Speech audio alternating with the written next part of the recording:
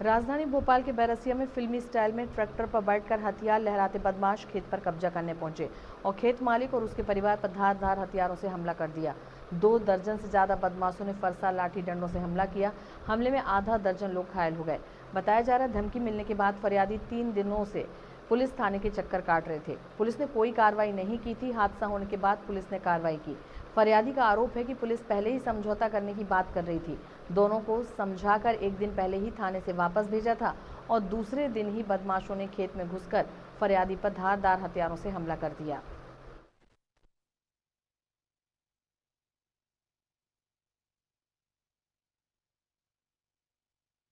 हमारी जमीन बोने गए थे साहब, जमीन बोने गए थे तो वो ट्रैक्टर लेके आ गए हैं।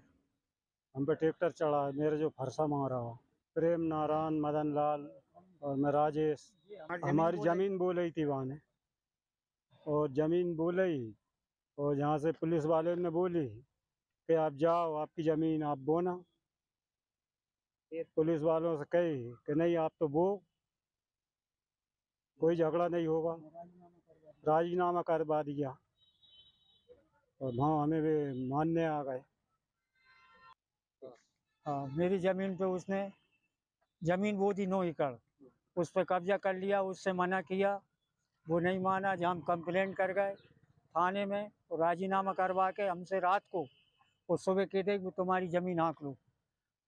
हम जमीन हाँकने गए ट्रैक्टर लेके, वो 2 ट्रैक्टर लेके आ गए, हम पर ट्रैक्टर चढ़ा गए और 20-25 आदमी आए। वो तो घेरा डाल कर हम मारा उनने। बालकिशन, राजा राम और निरंजन, गोपाल, रघुवीर, हरिनारायण, एक सूरज सिंह।